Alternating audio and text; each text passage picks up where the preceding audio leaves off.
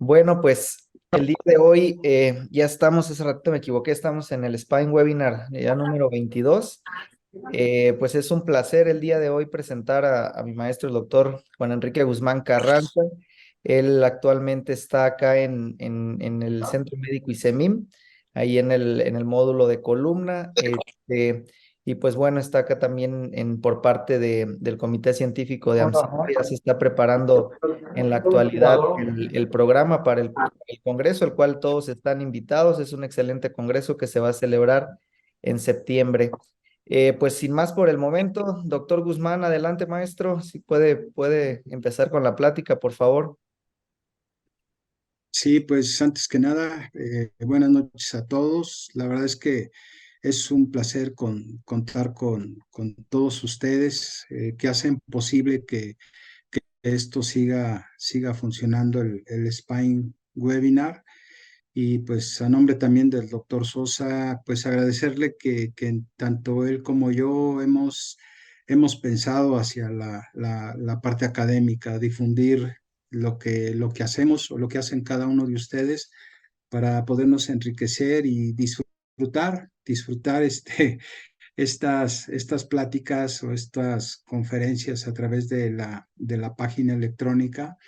Y pues yo voy a hablarles sobre un tema que se titula espondilolistesis, la clasificación y qué estamos haciendo actualmente. Creo que nosotros en la vida diaria, en nuestra consulta, tanto institucional como privada, nos llegan pacientes con espondilolistesis.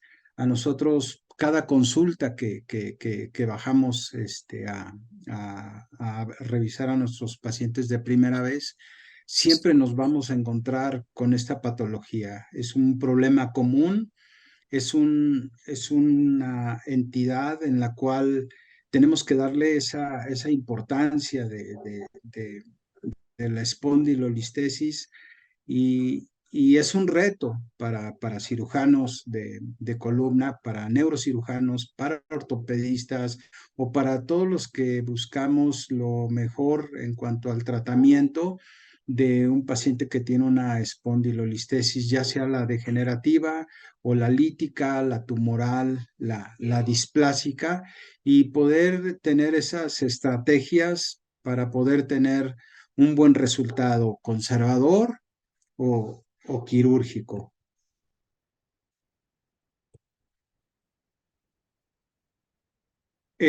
Como definición, pues ya tenemos bien establecido los criterios que la espondilolisis es simplemente la ruptura de la pars interarticular o del istmo vertebral. Pero una vez que la espondilolisis sigue la progresión, entonces ya cambia el término y la vamos a llamar una espondilolistesis, que es una traslación. Y la traslación generalmente es anterior, pero también puede ser posterior cuando tenemos cambios degenerativos importantes en la columna vertebral, como el canal lumbar estrecho, que a veces se nos va la vértebra hacia atrás, pero la traslación también la podemos ver en las escoliosis degenerativas del adulto. Entonces, esa ruptura o esa lesión a nivel de la pars en L5, S1, nos va a condicionar esa traslación o ese desplazamiento y que con el paso del tiempo pues nos van a originar dolor o discapacidad o mayor consumo energético para poder dar una marcha de manera adecuada y que se puede acompañar de signos de tipo radicular por la elongación o la tracción de la raíz que nos dé ese problema de tipo radicular, ¿no? ¿Y qué hay? ¿Qué hay en cuanto al origen o las causas que pueden condicionar la espondilolistesis?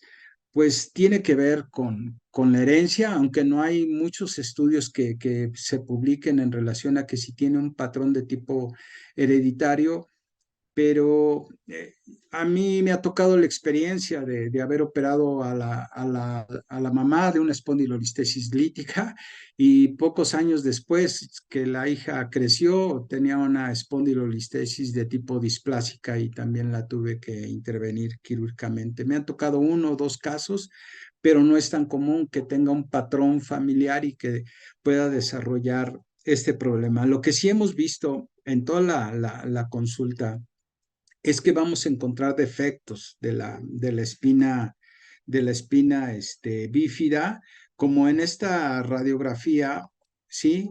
Que vemos una cuarta o una quinta vértebra, hay una cuestión de tipo transicional, pero si ustedes ven estos dos pedículos están amplios, si conocemos la clasificación de Nashimoe, nos está diciendo que estos pedículos están grandes, están bien posesionados en cuanto al cuerpo vertebral, pero si vemos más abajo la imagen, vemos ahí algo que se parece al pedículo y es una hipoplasia del pedículo. Es muy importante para la toma de decisiones si vamos a intervenir quirúrgicamente a esta paciente y tenemos defecto del arco, hay un defecto enorme del lado izquierdo y aquí cuando yo le he dicho a los fellow, cuando nosotros tengamos una radiografía AP y vemos un defecto importante en la espina bífida y si estos pacientes los vamos a intervenir quirúrgicamente, cuando hagamos el abordaje, antes de llegar a las láminas, sí, tenemos que desviarnos lateral para no caer aquí porque lo primero que pasa es la fuga de líquido cefalorraquídeo, ¿no? Entonces, todos los pacientes que revisemos de un dolor de espalda y sobre todo hablamos de espondilolistesis, sí es muy importante determinar cómo está el comportamiento a nivel del sacro, del arco de L5, la transicional y todos los defectos que existen para poder tomar una estrategia quirúrgica. También va a ser muy importante el grado de progresión de la traslación que tiene cada cuerpo vertebral en particular, si hablamos de L4 o hablamos de L5, y si tiene en relación a la displasia, al sexo, la edad y el nivel competitivo que pueden tener uno de nuestros hijos, nuestros alumnos o la población infantil o los adolescentes para Ándale, determinar amor. ¿sí? Para determinar la progresión de la espondilolistesis. Aquí tenemos un caso, sí, que es muy interesante porque aquí te está diciendo que una niña de 7 años se fue hasta los 12 años y que a la edad de 7 años, cuando hacen el diagnóstico de una espondilolistesis de tipo displásica, vean cómo tiene las características el domo y vean el desplazamiento tan importante, está en un grado 3, ¿no? Entonces tú haces el diagnóstico en la consulta externa y se dejó pasar el caso 2 años después y la espondilolistesis que tenía en grado 3 se fue a grado 4, ¿no? Entonces la vértebra casi está por caerse y esto es lo que yo le digo a los residentes, que el tipo de domo que tiene el sacro o la forma ovalada que tiene es como cuando los niños se suben a las resbaladillas y ya viene la pendiente, viene el cizallamiento y por lo tanto la fuerza mecánica a las actividades que está desarrollando cada niño en particular, pues obviamente va a propiciar mayor el deslizamiento, ¿no? Entonces, a 2 años hizo un grado más, pero 3 años después se cayó la vértebra. Entonces, ¿qué es lo que yo quiero decirles con esta diapositiva? Que nosotros como cirujanos o como ortopedistas, si vemos un caso de esta naturaleza y si podemos identificar que es una displásica, ¿sí? Con una agresividad que tiene un defecto muy importante a nivel de la vértebra del L5, pero sobre todo el sacro, que hay muchas deformidades o muchos problemas de tipo estructurales, entonces nos van a propiciar la espondilolistesis y nosotros tenemos el tiempo necesario o suficiente para poderla clasificar, para poderla medir, para buscar parámetros que nos orienten y nos diga cómo vamos a resolver ese problema, ¿no? Entonces, me gustó esta diapositiva, digo, son 7 años, se dejaron pasar más de prácticamente 5 años y vean el comportamiento que tiene la espondilolistesis en la traslación para que nosotros como cirujanos podamos tener ya una estrategia. No nos vamos a esperar tantos años, pero lo que hoy es que tienes tiempo y no la puedas operar la siguiente semana ni en 15 días, no, tienes que hacer una estrategia y cuando tú consideres que ya tienes todos los parámetros o todo lo que tú vas a realizar, si vas a hacer una cirugía, la hagas de una manera estratégica para que tengas los mejores resultados, ¿no? ¿Qué pasa con nuestros niños o con nuestros jóvenes? Este es el gesto deportivo en donde, en donde tenemos una hiperextensión forzada, pero también viene combinada con una rotación, ¿no? De la columna vertebral y las rotaciones son los que a veces no te tolera tanto una columna vertebral, te la puede tolerar en flexión, en extensión, en lateralización, pero el componente rotacional hace que se dañe la pars articular o la zona ísmica o la zona donde existe el defecto congénito y ahí es donde va a sufrir estrés mecánico ante el gesto deportivo y se produzca la lesión. Muchos de nosotros como ortopedistas o como cirujanos, y lo hemos platicado en los congresos, que a veces necesitamos un tamizaje que se está haciendo, por ejemplo, en Estados Unidos, donde ya las escoliosis de los niños, se va uno a las escuelas, van los médicos y buscan de manera intencionada si este niño no tiene un problema a nivel bajo de espalda o los tests que hacen para determinar si tiene o no escoliosis.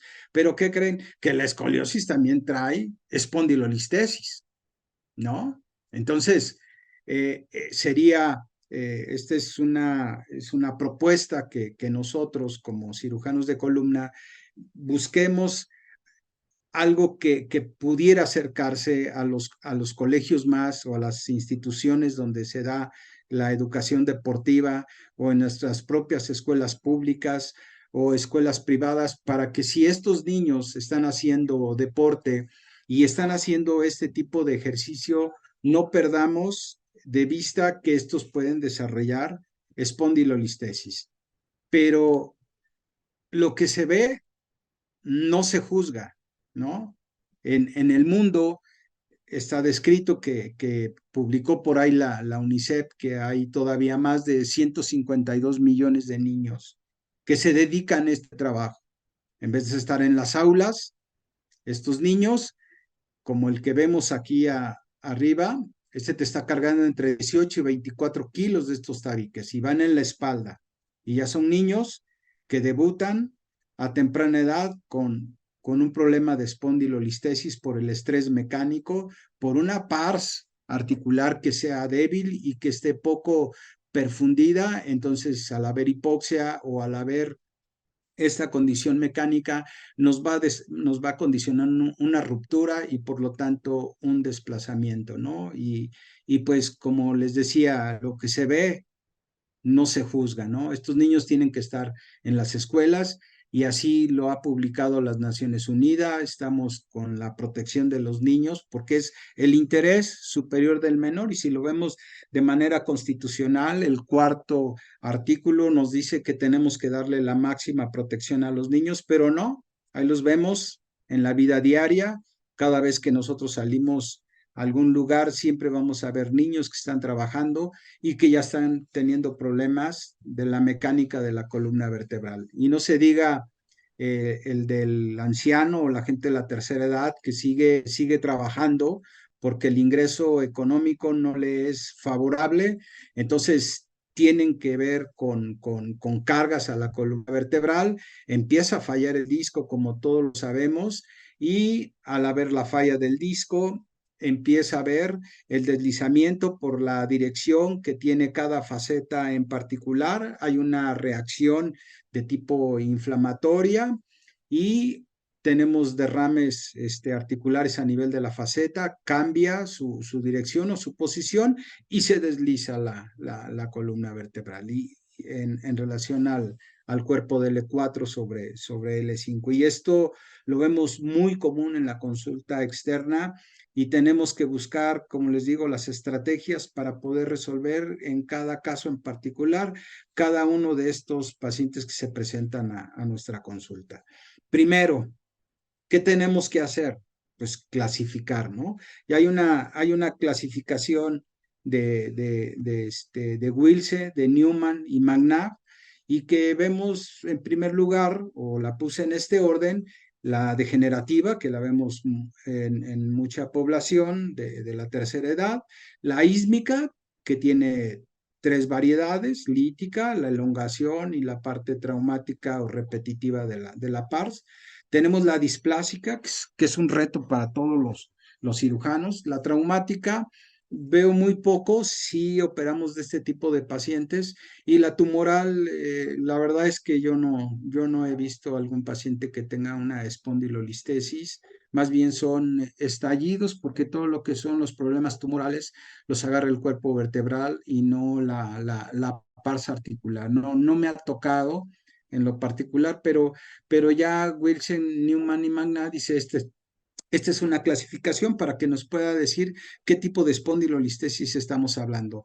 Y la otra es la de Meyer, que todo el mundo ya conocemos, que tiramos una línea sobre la horizontal del platillo del sacro y lo vamos dividiendo por grados, y si decimos que es un 25% es porque es de primer grado, y sucesivamente segundo, tercero, cuarto grado, donde ya la vértebra prácticamente ya está saliendo del platillo del sacro. Entonces, ¿qué nos dice?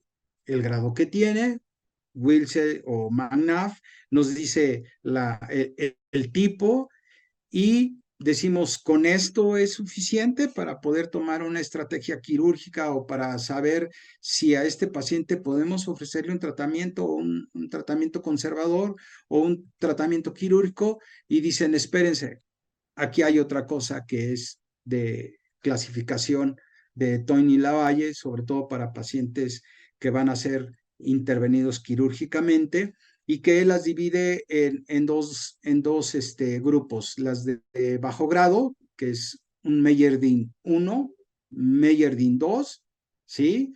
Y las de alto grado, que es la 3 y la 4, ¿no? Entonces, la grado 1 tiene que ver con el PA. O sea, el PA es la relación que existe entre la mitad de la superficie del platillo del sacro, que va directamente a la cabeza, y la perpendicular al sacro. Este es el PA. Y si tiene menos de 45 grados, pues estamos hablando de una espondilolistesis grado 1, que ahí no vamos a tener, digamos, algún problema en cuanto a una estrategia quirúrgica, porque es de inicio. La espondilolistesis la podríamos manejar conservadoramente de la 1 hasta la 2, ¿sí? Pero si tenemos la tipo 2, aquí ya se nos está moviendo el PA, que viene siendo la relación que existe entre la línea que va de la cabeza femoral a la mitad del platillo del sacro, y de ahí tiras la perpendicular, y aquí ya se empieza a mover el PA. El PA es una medida que nosotros nacemos con ella. Vamos creciendo, se va modificando, pero una vez que agarra el esqueleto maduro, ya se va a quedar fija en esa posición y ya no se va a mover, ya no va a haber cambios. Para espondilolistesis sí, sí es por la traslación que tiene la orientación de la pelvis, y esto se va a ir modificando en cuanto a los grados de desplazamiento, pero el ángulo ya está determinado con el crecimiento y desarrollo de cada individuo en particular. Pero, ¿qué pasa con el alto grado? La grado 3 aumentó a más de 60 grados el ángulo, donde observamos que esto nos puede estar condicionando que una pelvis se vaya hacia atrás por un mecanismo compensador, como lo vamos a ver más adelante. Y la tipo 4, ¿sí? de Tony Lavalle, dice que para que una pelvis esté balanceada o esté energéticamente estable, o tenga una pelvis vertical, El, el til pélvico, que es tomando desde la incidencia pélvica, trazamos una línea hacia arriba o la vertical y nos va a decir que generalmente una pelvis balanceada es que está baja el til pélvico, 20 grados, 18 grados, 15 grados, pero no se va a mover más si tenemos una pelvis balanceada y es alta el slope sacro, como lo vemos aquí, que es, tomamos una línea del platillo del sacro y la horizontal. Entonces se nos abre y nos va a dar un ángulo mayor en la tipo 4. Pero, ¿cómo sé que si esta pelvis está en retroversión con un balance adecuado, que sería la tipo 5, o sería un imbalance de la espina en la tipo 6? ¿Cómo voy a saberlo? Bueno, dicen que en los parámetros espinopélvicos el slope sacro siempre va a estar cortito, ¿no?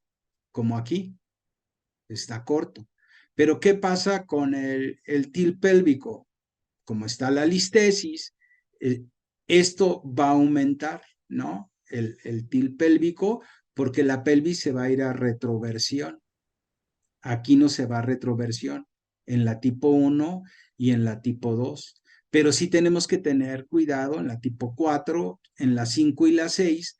Y para poder determinar si la pelvis está balanceada o está con imbalance, hacemos una cosa que se llama la plomada desde C7 y tiene que caer por atrás de la cabeza femoral. Y aparte, el SBA, que es de la parte posterior del sacro, esa relación tiene que ser aproximadamente de 4 centímetros. Si va más allá de los 4 centímetros, entonces son pacientes que tienen dolor y tienen problemas para la cuestión mecánica o el bipedalismo a la hora de que Hood haga su desplazamiento durante la marcha y disminuye la calidad de vida. Entonces, el SBA y la plomada nos va a orientar si la espina está balanceada, es que la plomada va a pasar por abajo, por atrás de la cabeza femoral. Y si tiene imbalance, va a pasar por adelante y se hace positivo, ¿no? Entonces, estos pacientes van a tener dolor, dolor mecánico, dolor radicular. ¿Por qué?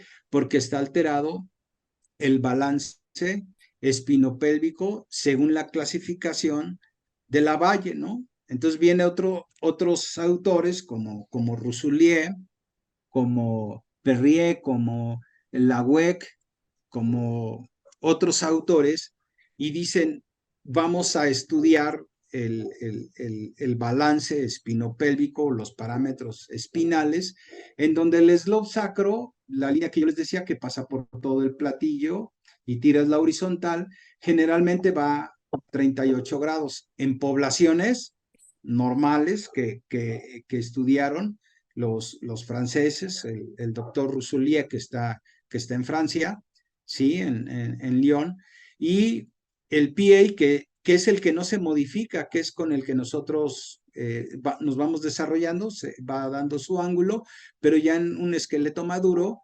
termina en promedio de unos 52 grados y está relacionado con lo de la cabeza femoral a la mitad del sacro del platillo y tiras la perpendicular y este es el ángulo que te va a dar. Y la otra es el til pélvico que está en relación a la incidencia pélvica y tomas la línea de la cabeza femoral y tiras la vertical. Y generalmente este ángulo es bajo, 13 grados, pero si tenemos espondilolistesis, este es el que se va a mover con el slope sacro y por lo tanto esto va a hacer la traslación de la pelvis en vertical o en retroversión o en anteversión. Si es anteversión, pues es lo ideal, es lo mejor para todos nosotros tener una pelvis en anteversión, pero si tenemos una pelvis en vertical, habría que ver los parámetros espinopélvicos, si tenemos esa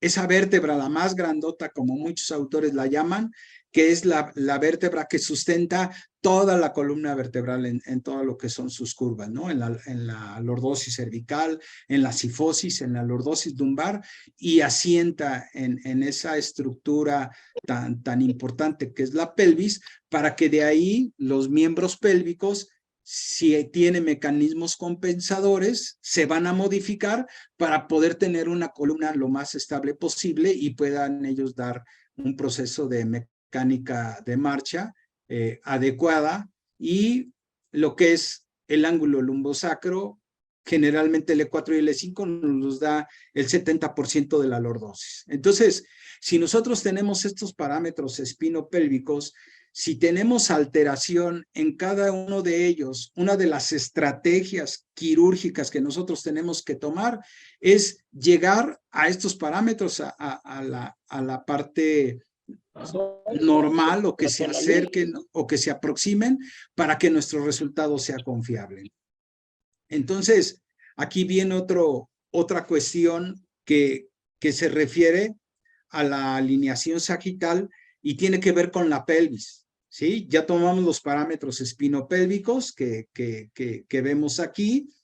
Tuvimos una revisión de 13 casos con pelvis equilibrada, según las publicaciones de Griezmann y de Rensko, en donde sí tenemos parámetros adecuados, pero tenemos una espondilolistesis.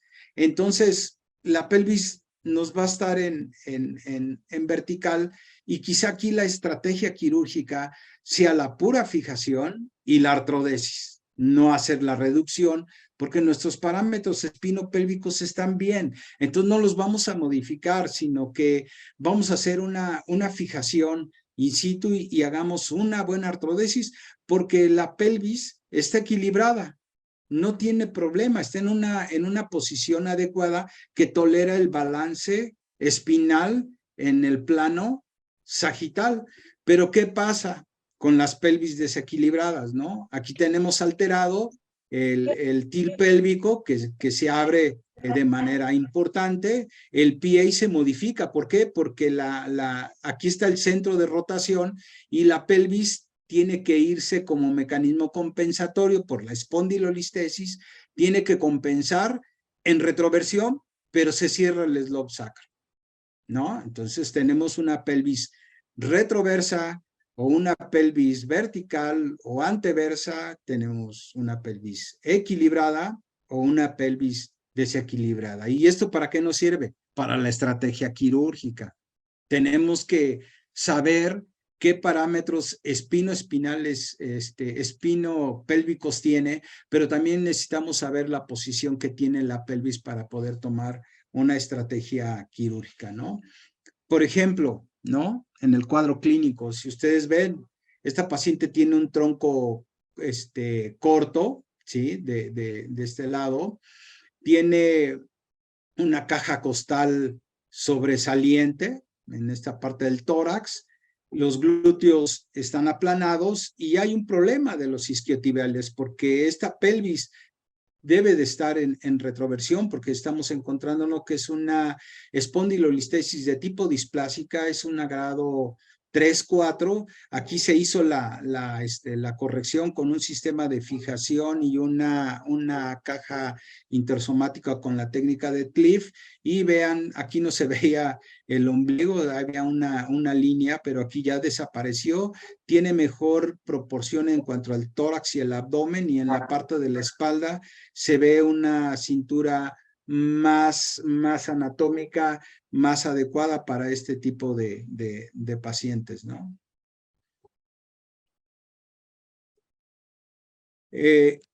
La pregunta es que si con estos parámetros espinopélvicos nos llegara a una espondilolistesis de tipo displásica, con estos ángulos que tiene este paciente, ¿serán suficientes para poder llevar a cabo un procedimiento quirúrgico? Entonces la pregunta es, si nosotros, al ver el estudio radiográfico, tenemos que determinar si tiene o no una hipoplasia pedicular. ¿Por qué? Porque el tornillo que tú elijas tiene que ser de acuerdo al diámetro de cada pedículo en particular y no como en este, ¿no? Que es muy grande. Aquí quizá puedas meter un 6 o un 6.5, pero aquí no puedes poner un tornillo de esas características porque vas a tener problemas en violar la cortical y si tu tornillo está muy medial, puedes entrar al canal raquídeo y pues condicionar una lesión de tipo neurológica. ¿Qué otra cosa tenemos que considerar? La elongación de la pars, la ruptura o la falla que tiene para ir clasificando y determinando las características anatómicas a la hora que tú hagas el abordaje para poder encontrarte esos hallazgos como aquí en el sombrero invertido de Napoleón. Y la otra es como este saco tecal que este cuerpo vertebral está totalmente caído, es una 4 o una tosis vertebral. Entonces, si tú ves el T1 en resonancia magnética, te das cuenta que está en forma de bayoneta o aquí disminuye el diámetro del canal del saco tecal y lo ves en el T2 igual. Y dices tú, ¿para qué me sirve? O nosotros como cirujanos o la experiencia que yo he tenido es para hacer el manejo de los esteroides, ¿no? Nosotros lo manejamos a 16 miligramos por kilo en un bolo para, si vamos a regresar la vértebra, a llevarla a un parámetro biomecánico o a unos parámetros espinopélvicos adecuados, tenemos que hacerlo en varios tiempos. No se puede regresar esa columna vertebral de un solo golpe. ¿Por qué?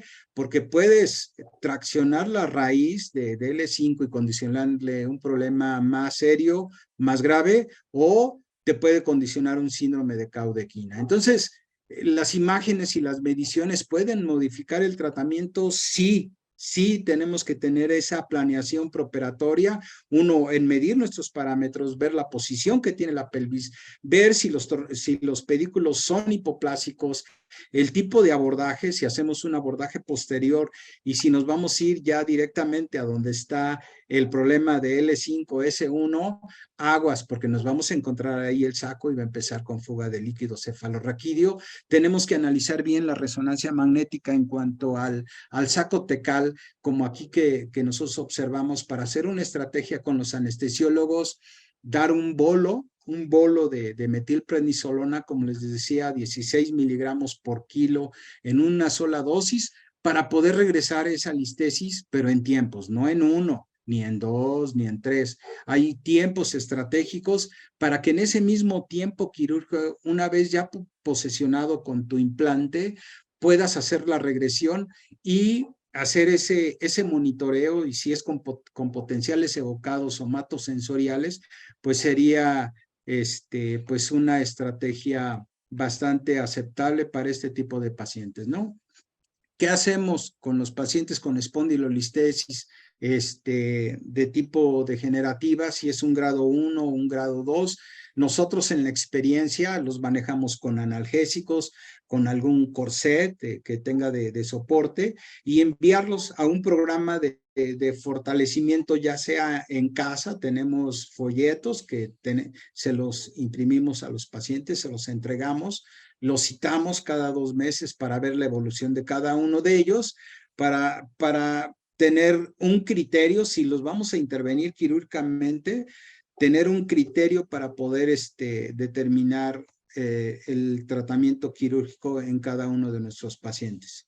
El esteroide epidural o los bloqueos a nivel facetario o los bloqueos epidurales, son de las estrategias que alguna vez tomamos, pero que nos ayudan para estos tipos de pacientes que vamos a rehabilitar, ¿no? Y ya lo dice la NAS, sí, que le des una oportunidad al paciente que sobre todo que tiene una espondilolistesis de tipo degenerativa, sobre todo el grado 1 o el grado 2, lo mandes a un programa de rehabilitación. Y de ese grupo de pacientes que enviamos, muchos regresan con nosotros, pero nos dicen, doctor, ya no me quiero operar, me siento mucho mejor, han bajado mis síntomas, la terapia física me ayudó mucho, por lo tanto, pues vamos, ya no me considere para que me tenga que operar, ¿no?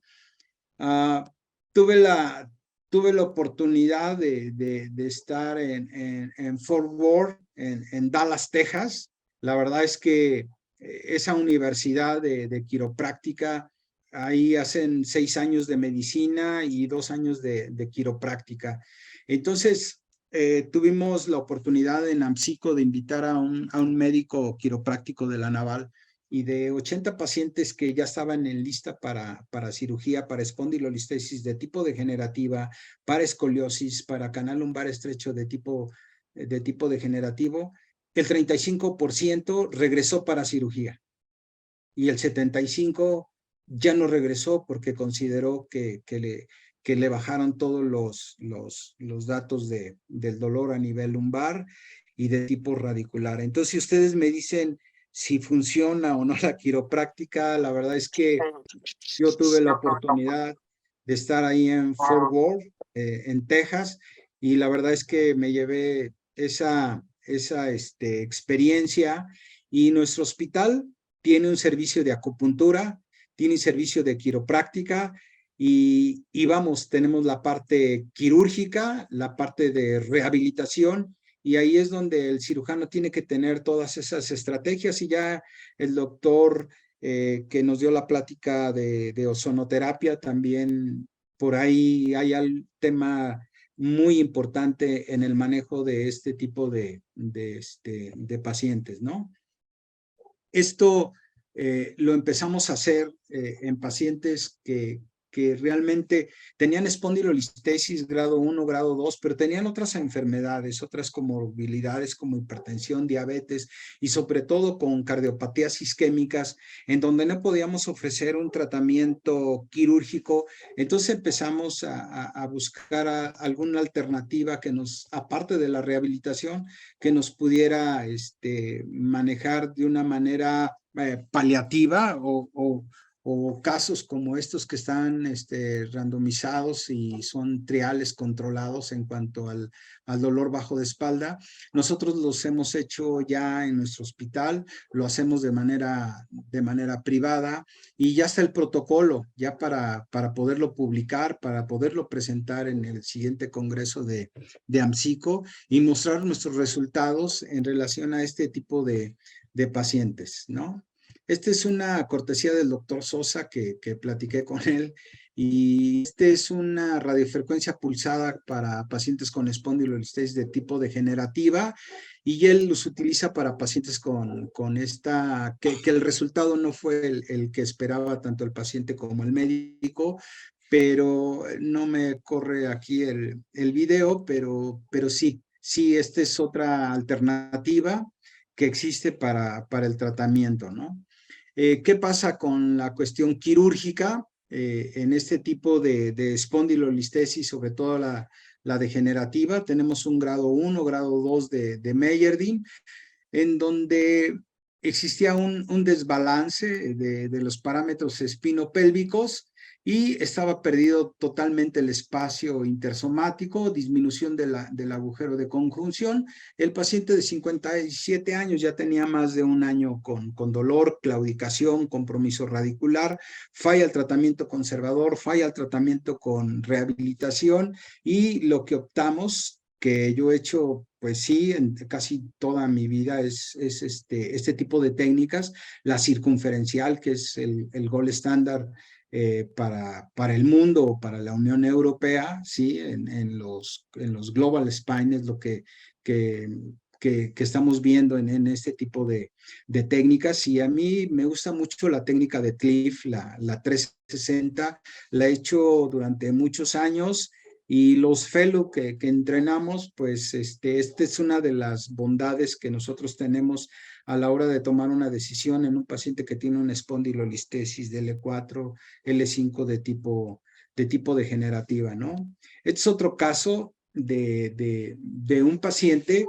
que, si ustedes ven, tenían los parámetros espinopélvicos adecuados, ¿no? Aquí vamos, tenemos el pelvis, la incidencia pélvica de 79 grados, un tilt pélvico de 25, sí, un slope sacro de 54, y ya en su conjunto 79 grados. Entonces, ¿Qué hicimos? Consideramos que los parámetros eran los adecuados. Estaba en una grado 2.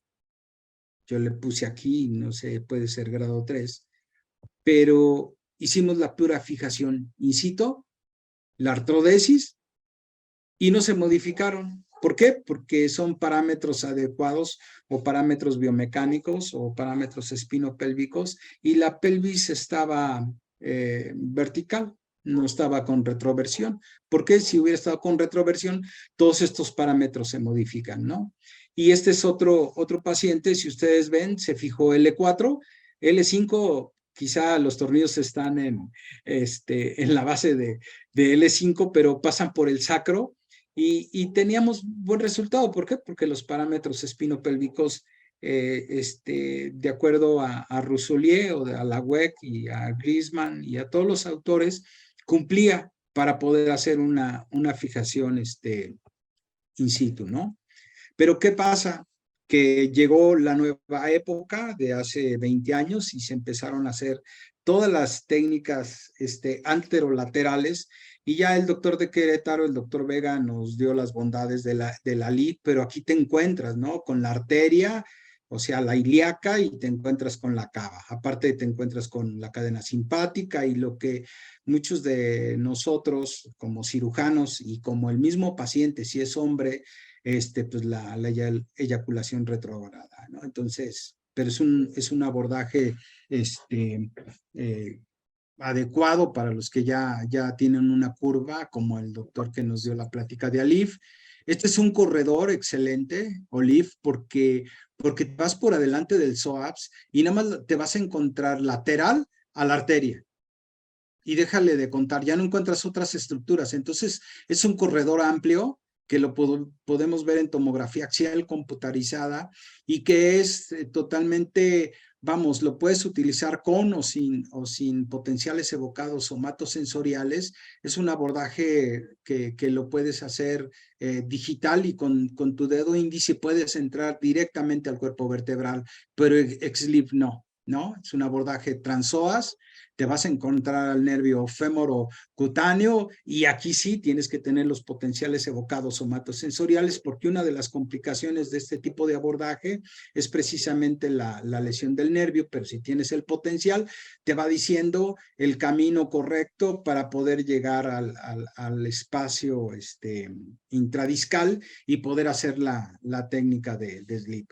Y las clásicas que nosotros siempre hemos manejado, como es PLIF y TLIF, pues son de las cosas que siguen vigentes.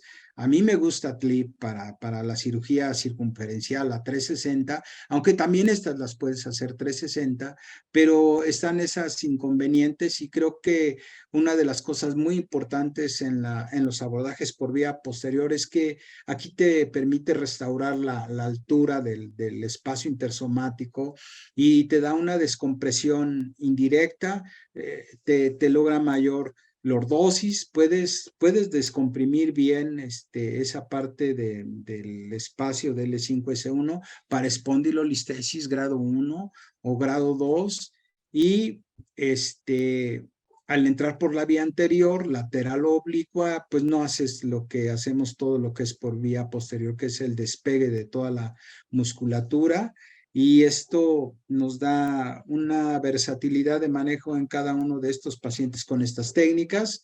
Este es TLIF, ¿sí? 2 cajas que empezamos a utilizarlas. Este es el abordaje anterior, ¿sí? Como lo vemos aquí en esta imagen, donde tienes que separar y rechazar tanto la arteria como la vena. XLIF, que será otro tema que tengamos que platicar, y el OLIF, ¿no? Digo, el TLIF, que es el que me gusta, y pues quisiéramos que nuestros pacientes nos quedaran así de bonito, ¿no? Pero el resultado que sea tanto clínico como radiológico para poder tener ese balance mecánico, esa biomecánica adecuada para que el paciente no tenga dolor, tenga menor consumo energético y que todos los parámetros espinales y la posición de la pelvis con los segmentos pélvicos nos den esa armonía en que nos permitan garantizar una cirugía de esa naturaleza, ¿no?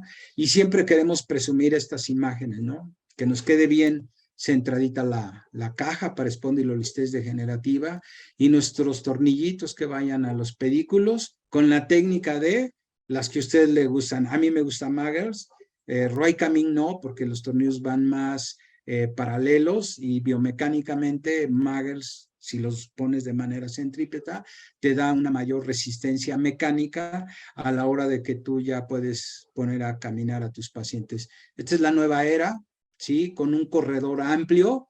Aquí está la arteria, la ilíaca, tienes el psoas, y este corredor tan amplio vas a llegar aquí directamente de manera digital. Y ya todo después que te posesionas en ese espacio, ya puedes trabajar con todo lo que se refiere a la disectomía, los probadores, y poner la caja intersomática. Este es otro caso de otro paciente con un problema del balance sagital. Hicimos la técnica de Cliff o la técnica circunferencial o la gold standard para poder resolver los problemas espinopélvicos de un paciente de 34 años de edad, ya con un dolor crónico, con una radiculopatía ya muy acentuada y con un grado de Meyerding grado 2 que correspondía a la Valle, igual a una tipo 2, ¿no? En donde casi los parámetros, la PA es de 58, el TIL pélvico de 24, que debe de ser menor, el slope sacro es bajo, la lordosis es baja, y cuando hacemos la cirugía circunferencial a 360 con la técnica de Cliff, entonces se modifican los parámetros, ¿no? Entonces nosotros nos basamos en el balance espinopélvico. Tienes la clasificación de Meyerding o de Wills o McNabb, pero lo que buscamos es llevar los parámetros a una posición que te manda la literatura en relación a los estudios biomecánicos que han hecho en este tipo de pacientes para que le puedas ofrecer un balance sagital adecuado en cada uno de tus pacientes, ¿no? Tenemos una mujer de 22 años, igual, un dolor crónico, compromiso radicular, con una espondilolistesis grado 4, ¿no? Entonces, en neutra se ve la espina bífida, tenemos que hacer el análisis de cómo se está comportando tanto la quinta vértebra como el sacro, ver sus estructuras anatómicas, cómo se comportan para utilizar materiales que nos permitan no cometer algún daño a la raíz o al canal raquídeo.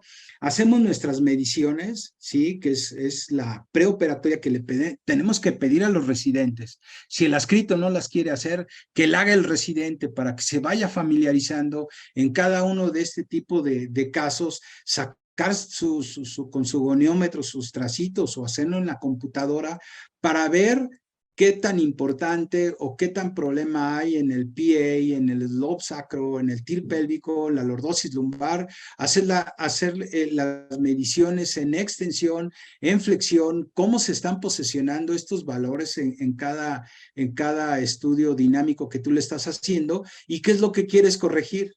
Llevártelo a parámetros adecuados, ¿no? Parámetros que te permitan darle esa estabilidad a la columna, ¿no? Yo no pienso reducir o no pienso resolverle el problema si no tengo una plantilla o no tengo una planeación o un target o un objetivo de cómo voy a balancear la espina durante la cirugía y qué es lo que yo voy a buscar en cada uno de los parámetros. Esta es otra jovencita, 22 años, con una espondilolistesis de tipo displásica. Vean el tipo de domo que tiene el sacro y vean la posición que tiene el sacro. Está en vertical. Generalmente los sacros los encontramos en horizontal. Si es un horizontal, lo más probable es que sea una espondilolistesis lítica, pero esta es una displásica. Entonces, esta espina o esta pelvis está en retroversión y tenemos una erosión del cuerpo vertebral. ¿Por qué? Porque la agarra como una resbaladilla, como yo les decía, ¿no? Cuando los niños se posesionan arriba y solitos por gravedad, ¿sí? Se desliza la vértebra, se va erosionando por la fricción que tiene y hacen una vértebra trapezoidal y la pregunta es cómo la regresas, ¿no? Entonces, estrategia, planeación, ¿Quién la tiene que hacer? El fellow. Nosotros ya les tenemos que decir, vamos, qué es lo que nosotros buscamos en la cuestión de la estrategia quirúrgica, y esta paciente prácticamente la llevamos a un grado 1, pero tenemos un resultado bastante aceptable. Esta es otra paciente femenino, son puras gentes jóvenes, sobre todo las tipo displásicas. Este signo del sombrero de Napoleón invertido. Vean el tipo de espina bífida. Hay que medir este pedículo, ¿sí? Para saber el tipo de tornillo que vamos a buscar y ver qué tanto podemos resolver. Y hay otra que les he enseñado a los fellow que se llama la maniobra de Steffi, ¿no? A veces no la puedes reducir, o puedes utilizar esta estrategia donde puedes meter un COB, o puedes meter un dilatador o un osteotomo romo, y desde la base o de la parte anterior del cuerpo vertebral, tanto del lado derecho como del lado izquierdo, la vas soltando, ¿no? Soltar, o sea, hacerla más inestable. ¿Por qué? Porque ahí es cuando tú ya tienes que ver la estrategia quirúrgica para hacer la reducción. Entonces, de un grado 4, pues prácticamente nos fuimos a neutro, ¿no? O sea, se corrigió toda la vértebra, se trasladó ya con el implante para poder tener una posición biomecánicamente mucho más estable en esta paciente, ¿no? Finalmente, este compañero trabaja con nosotros, ¿sí? Él es médico urgenciólogo y es de los topos, de los que andan sacando a la gente en los sismos que hubo aquí en México, los otros que estuvieron en Haití, y el otro en la parte de Oriente, o se dañó la columna y hizo una espondilolistesis de tipo traumática, y hicimos los parámetros espinopélvicos y decidimos hacer la cirugía circunferencial, y le puse un espaciador interespinoso que ya no lo uso, pero en aquel tiempo decíamos que para evitar la lesión del segmento adyacente, porque el brazo de palanca, pero si tú haces bien este tipo de técnicas, la circunferencial, la 360, y haces una muy buena fusión, esto lo empecé a poner, pero después dije, ya no, porque es una columna totalmente balanceada, es una columna estable, y él sigue practicando el Kung Fu, era lo que me decía hace ya algunos días. Y la verdad es que, a pesar del tiempo de evolución que lleva del 2016 al 2022, el resultado ha sido confiable en este tipo de pacientes, pero se logra a través de hacer tu valoración preoperatoria con tus mediciones espinopélvicas y lo que tú vas a encontrar en cuanto al resultado que vas a hacer en cada uno de tus pacientes a la hora de colocar la caja, a la hora de colocar tu tornillo en Maggers, como te decía, a la hora de hacer el pretensado de tu barra, qué tanto vas a hacer tu lordosis, para que busques ese parámetro que te permita poder balancear esa columna vertebral, ¿no? Y, y para llevar a casa, creo que siempre, vamos, debemos de tener pues la experiencia de tener pacientes de estas características, haberlos operado, ver nuestros resultados, ver nuestras complicaciones, saber que tenemos los materiales correctos, no, a veces no el que te traiga la casa comercial o por una licitación, no, sino que tú tienes que tener el material que realmente requieres para hacer la reducción y la fusión, ¿no? Si no consideras los parámetros espinopélvicos de manera preoperatoria, va a ser algo que a futuro te va a reclamar ese paciente en no haber hecho este análisis en cuanto a la medición de los parámetros para poderlo llevar a un quirófano, ¿no?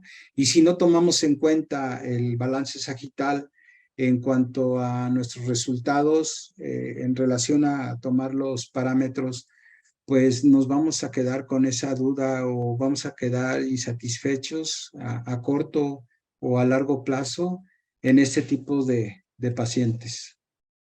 Muchas gracias por su atención.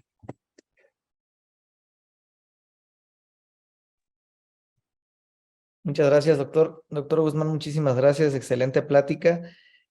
Bueno, hay unas preguntas rápidamente aquí en el foro del doctor Claudio Bejarano. Dice, ¿cuándo recomienda ir a pelvis, maestro?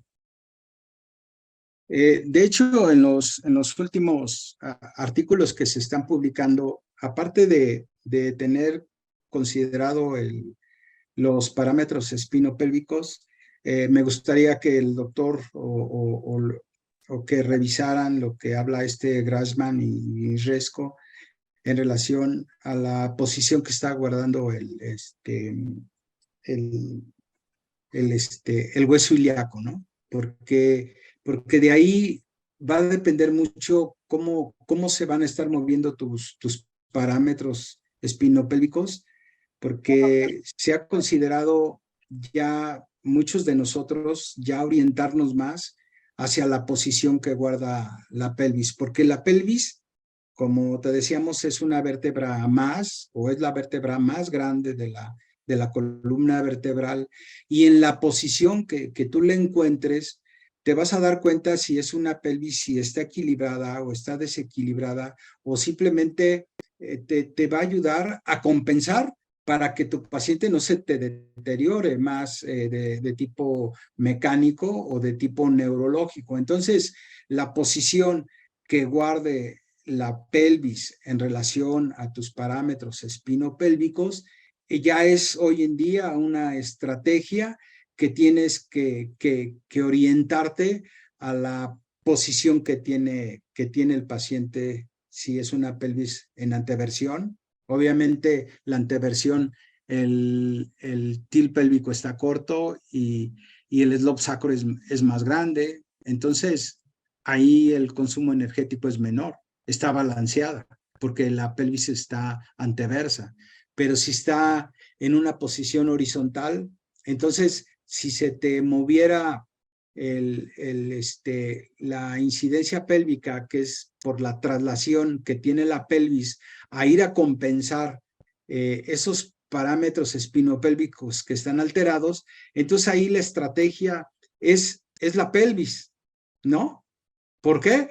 Porque te va a decir si está balanceado o no está balanceada. Entonces, si yo me dice que está balanceada la pelvis y está en posición vertical y los parámetros coinciden, lo que dice la literatura, pues muchas de las estrategias es que tú hagas una fijación sin reducción y le hagas la pura artrodesis, ¿no? Fijación in situ, tu artrodesis. Pero si te dice que la pelvis está retroversa, no, pues espérate.